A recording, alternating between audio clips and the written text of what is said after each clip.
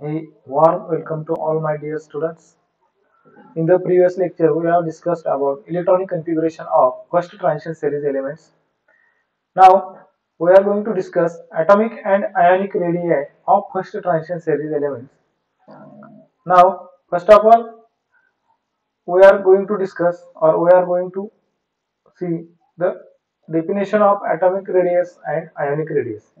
Atomic radius means distance between nucleus and outermost electrons in an atom is known as atomic radius. If one of the element loses its electron in its outermost shell, then these elements or atoms convert into ions. Such elements having radius is very small or small as compared to atomic radius. Ionic radius की definition क्या होगी? उसका मतलब है the distance between center of the nucleus to outermost electron present in outermost shell or point of influence of ion in outermost shell is known as ionic radius. Scandium first transition series elements के जो भी electron fill होंगे तो first cell में 2 electron add हो जाएंगे, second cell में 8 electron add हो जाएंगे, 2 2 8 18, इसका मतलब है 2 8 18, 2 और 8 इलेक्ट्रॉन्स पहले 2 सेल में ऐड हो जाएंगे और जो आगे की 18 इलेक्ट्रॉन्स है वो थर्ड सेल में ऐड हो जाएंगे। कि जो थर्ड सेल है उसको हम 4s सब सेल बोलते हैं, ए 2s, ए 3s और ये 4s, और इसके अंदर 3D सेल प्रेजेंट है। 4s सेल फुलफिल होने के बाद में इलेक्ट्रॉन 3D ऑर्बिटल में ऐड हो जाता है। वो हमने पिछले लेक्चर में या पिछले पॉइंट में देखा है, क्योंकि according to n plus l rule electrons are being filled first in 4s orbital, then successively electrons are added in 3D orbital. क्योंकि 4s ऑर्बिटल की एनर्जी लोअर है और 3D ऑर्बिटल की एनर्जी लेवल हायर है as according to the n plus l rule. So in this transition series elements, atomic and ionic radii of 3D series elements are shown graphically in this figure.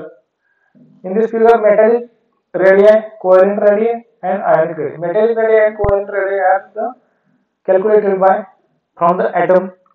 And if atom, one of the atom or one of the element loses its electron, outermost electron, then these atom or elements get converted into ion. And then after conversion of these atoms to ion, the distance जो भी रहता है उस distance को हम ionic radius बोलते हैं. It must be kept in mind that in case of first transition series, atomic radius is the distance between nucleus and electron in 4s subshell. Atomic radii can be expressed in terms of metallic as well as covalent radii. जब हम इस graph का analysis करते हैं तो ये दिखता है कि इन दिस ग्राफ में 3 लाइन्स है, जो 3 लाइन के ऊपर लिखा है मेटालिक रेडियस, कोवेलेंट रेडियस और आयनिक रेडियस. ये तीनों लाइन का जो ट्रेंड है वो ट्रेंड सेम है. इसका मतलब क्या है? जैसे स्कैंडियम से scandium, titanium, vanadium, chromium, scandium से क्रोमियम तक इसकी एटॉमिक रेडियस या आयनिक रेडियस जो है वो डिक्रीज होती है, और उसके बाद में मेटालिक और कोवेलेंट रेडियस में क्रोमियम से निकेल तक वो इसकी एनर्जी लेवल स्टेडी और ग्रेजुअली इंक्रीज हो जा रही है, और उसके बाद में कॉपर टू जिंक इंक्रीज हो रहा है, और आयनिक रेडियस में वो ग्रेजुअली डिक्रीज हो रहा है. Metallic radius and covalent radius, why these trends are occur in this figure, scandium to chromium और कोवेलेंट रेडियस में भी scandium to chromium sharp decrease हो रहा है, और as compare to this is large radius decrease हो रहे हैं इन 4 एलिमेंट्स में, क्योंकि जो इलेक्ट्रॉन ऐड हो जाता है स्कैंडियम, टिटेनियम, वैनेडियम और क्रोमियम में, वो डी ऑर्बिटल में जैसे जैसे इलेक्ट्रॉन ऐड हो जाता है वैसा electrostatic force of attraction increase हो जाता है। मतलब जैसा एक एलिमेंट ऐड हो जाएगा वैसा न्यूक्लियस में एक प्रोटॉन ऐड हो जाएगा और आउटरमोस्ट सेल में इलेक्ट्रॉन ऐड हो जाएगा। Similarly scandium, titanium, vanadium, chromium तक जैसे इलेक्ट्रॉन ऐड हो जाएगा वैसा प्रोटॉन भी न्यूक्लियस में ऐड हो जाएगा और ये न्यूक्लियर चार्ज इंक्रीज होने की वजह से इनका अट्रैक्शन इंक्रीज होगा और इनका अट्रैक्शन जैसा इलेक्ट्रॉन ऐड हो जाएगा वैसा इंक्रीज हो जाएगा और इंक्रीज होने की वजह से इसका डिस्टेंस जो है एटॉमिक रेडियस का वो डिक्रीज होता है शार्प। और आगे क्रोमियम से मैंगनीज से निकेल तक वहां इलेक्ट्रॉन का जो भी इलेक्ट्रॉनिक शेल है थर्ड 3D ऑर्बिटल की वो 4s ऑर्बिटल शील्ड करता है। और ये शील्डिंग इफेक्ट जो है वो आपने पिछले साल स्क्रीनिंग कांस्टेंट कैलकुलेट भी किया है। जो इंटर इलेक्ट्रॉनिक रिपल्शन रहता है इसलिए इसका जो अट्रैक्शन है न्यूक्लियर फोर्स ऑफ अट्रैक्शन वो फोर्स ऑफ अट्रैक्शन कम हो जाता है। इसकी वजह से ये ग्रेजुअल डिक्रीज हो रहा है। और कॉपर टू जिंक, जिंक में क्या हो रहा है डी ऑर्बिटल फुलफिल हो रहा है और 4s ऑर्बिटल भी फुलफिल हो रहा है इसलिए इसका डिस्टेंस जो है वो कम नहीं होता है, वो एज इट इज रहता है। इसलिए जिंक का और कॉपर का स्लाइटली इंक्रीज हो रहा है radius as compare to nickel to manganese और nickel to chromium. Ionic radius decrease हो रहे हैं ग्रेजुअली क्योंकि जो भी इलेक्ट्रॉन लूज करेगा एलिमेंट्स वो आउटर मोस्ट शेल का करेगा। इसका मतलब है 3D सीरीज में या फर्स्ट ट्रांजिशन सीरीज में इलेक्ट्रॉन लूज होगा तो वो पहले 4s ऑर्बिटल का लूज होगा। वो 4s ऑर्बिटल का लूज इलेक्ट्रॉन होने की वजह से सिर्फ d ऑर्बिटल में इलेक्ट्रॉन ऐड हो जाएंगे इसलिए जो आउटर सेल है वो आउटर सेल कम हो जाएगी इसलिए उनका डिस्टेंस है थोड़ा कम हो जाएगा आयोनिक रेडियस में as compare to metallic and covalent radius. इसलिए ionic radius gradually decreases from scandium to zinc. In these are the observations which can be made from the graph and explained on the basis of electronic configuration. Atomic radius decreases slowly from scandium to chromium. From scandium to chromium, the nuclear charge goes on increasing.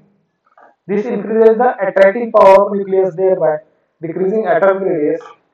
However, the decrease in radius is much smaller as compared to S and P block levels.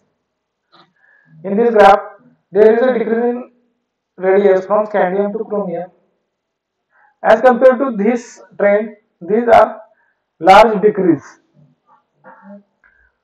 लेकिन 4s और s and p block elements के जो भी atomic radius decrease होती थी या metallic radius या covalent radius decrease होती थी as compare to this is the smaller decrease. This is because each successive electron is added in 3D subshell while outermost electron is in 4s subshell. Hence, the shielding effect goes on increasing. It reduces the attractive force of nucleus, so the decrease in radius is small. Atomic radius remains almost constant from chromium to copper. From chromium onwards, the number of electrons has been increased appreciably in 3D subshell, so the shielding effect is very high. This shielding effect counterbalances the nuclear charge and hence atomic radius remains almost constant from chromium to copper. Atomic radius increases in case of zinc. In case of zinc, the 3D subshell is completely filled, so shielding effect is maximum.